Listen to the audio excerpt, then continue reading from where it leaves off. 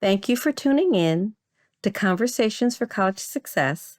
This is Instructor Jones, and I have over 12 years' experience working with college students. I will be talking with Damari Hill, a recent graduate of Kent State University. Reminder, you can submit questions to Conversations for College Success at hotmail.com. Thank you to my current subscribers, and I would like to invite new listeners to also subscribe. Hello, everyone. Conversations for College Success. I wanted to follow up with general information as well as a little bit about financial aid. I'm not a financial aid expert. However, I've worked with enough students to have experience with some of the tips and things you need to know to be successful as it relates to your financial aid. As it relates to general information, I'm here with Amari, and she had the opportunity to attend private school, and I wanted her to share how that might have prepared her for college and what her experience was with studying. Amari?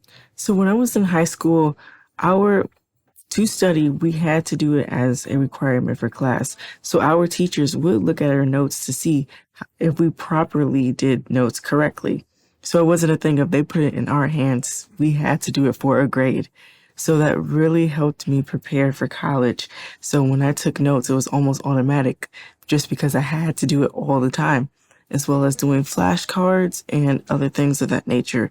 So I really was prepared because it was basically a grade to do it. So. All right. And then also, are there any things that you can think about that might help students with studying? I would say make sure you read the textbook. Always read the textbook. No matter what you go over in class during lectures, always read the textbook and take notes from the textbook afterwards, because the teacher may say things that may not be on the test, but they expect you to read the textbook. So that's something I would highly recommend. And that's because what's in the textbook is always tested. And that's also another way for them to see if you even read the textbook. So you do need to be aware of that. And let me also share with you, she received honors from her university because she not only knew how to study, but one of the things she'd shared with me is she actually found college easier.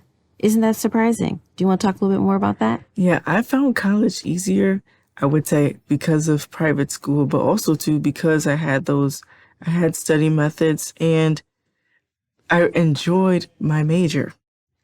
Music technology, who has the opportunity to do that if they don't know it exists? So I'm so grateful that I found music technology as a degree, and I enjoyed every single moment of it. So I would say do a degree that you enjoy, because if you don't enjoy it, no matter how much you study or anything, it's going to be difficult. Thank you so much for that comment, Amari, because that was one of the things I had mentioned in a prior session, which is you need to enjoy your major. If you enjoy your major, you'll excel in it. If your major is hard for you, you're not only not going to excel in it, it's going to be difficult to be successful. And you have the opportunity to receive, I'm going to call it awards, whether it's cum laude, magna cum laude, summa cum laude, based on your ability to be successful in college. So it does make a difference. Now, the other thing I want to ask you about, Amari, is what kinds of assistance did you receive in college, or did you? Because oftentimes academic advisors are not as helpful as they could be, and I don't know if you made any other contacts or connections that could have helped you. So I would say you for one, definitely throughout my senior year. However, I do wish I had someone early on to kind of guide me throughout the process. I definitely appreciate my mother. She was there every single step of the way. And if I didn't study, she would be there. So I was blessed to have a parent to support me throughout the entire process. And that's critical. The other thing I had mentioned to Amari when we were talking a little bit earlier was that her mother ended up being a calendar for her. So as you have exams, midterms, papers due, all those kinds of things, put it on a calendar. I do know that there are other software products that students have mentioned, which I can't recall at this time, that can help you. But that is the best way to make sure that you are not late for something, that you didn't forget something, and that you are aware. The other piece I will share is you need to study every day, not just before an exam. Every single day, you need to study one or more of your classes. That puts your information in long-term memory and not in short-term memory. And Amari here is shaking her head yes. I don't know if you have anything else you want to add to that. Yeah, I would say that because it was a period of time where I had a lot going on and I wish I did that. So, yes. Now, the other piece that we talked about, when I talk about assistance, your academic advisor can only do so much. At the university I worked with, and Amari said even at the university she attended, they had something called degree audit. It might be called something different at each university, but that is a way for you to take a look to see what classes are required to graduate. Understand this, even though you have an academic advisor, they're not responsible for whether or not you graduate, you are. And if there is a software at your university that shows you what the required classes are, and you can click on a button to see what other optional classes you can take to fulfill requirements, it's now your responsibility to make sure you graduate. So you need to understand that software program like the back of your hand. And if you don't, you need to work with someone who does, whether that is another student who's an upperclassman, or if that's a professor or a staff member at the university. Build relationships. Those relationships will help you, particularly if you get into trouble or you have issues. I cannot express that enough to you. One of the things I did at the university I participated in was I was that support system. I was the staff member, but the support system that helped them to be successful. I tended to catch things that they didn't catch. I would ask them questions that they had to answer. And if they didn't know the answer, they had to find it. So I was the one who was always on degree audit, explaining to them not only how it worked, but whether or not the class they were going to take made sense. And I think Amari wanted to add a couple things to that. Yeah, because with my experience, if I didn't look at the audit, I probably wouldn't have graduated. And you're probably thinking, what? But yeah, that really happened to me because what happened was towards my senior year, I decided to look at it and go through it. And when I looked at it, there was like a bunch of credits that they said I didn't do. But when I talked to my academic advisor, she was like, prior to this, she was like, yeah, you took the classes you were supposed to. So if I didn't check that audit, I would have been messed up, but thankfully I did, and I was able to talk to the university. It took a period of weeks, but I was able to talk to the university, get everything straightened out to where I was able to graduate. And that does make a difference. The one point I will share with you, my experience has been if you are short 1 credit hour, the university won't ding you for that. They'll let you graduate. If it's 2 credit hours, you have to find it, take it, do whatever it is to make it work. So they will not waive 2 credit hours, only 1. So that's why it becomes important for you to make sure that you are paying attention to what is taking place. Any final thoughts, Amari? Not at this time, no. Okay, very good. So now we're going to move on to financial aid. One of the things that becomes really, really, really important, you have to read the documentation that is put in front of you. So you will always receive an award letter, either electronically or paper. You need to read the award letter. You need to read what they're telling you you have received or haven't received. If it's a grant or a scholarship, usually that's a wonderful thing. There could be stipulations. You want to know what they are. If they are, they're usually round grades, which would be C or better. Or it could also be that you finish the semester and you don't drop the class. So you really do want to be attentive to those kinds of things because they make a difference to your success. And you want to actually be able to continue to receive that grant or scholarship on an annual basis. So you don't want to do anything that's going to impact that. The other thing that comes along with that are loans. Loans, you definitely need to make sure you read all of the fine print and you understand what the expectations are. And I say that because those are either, it could be with the university, more than likely it could be through the federal government, or it could be with a bank.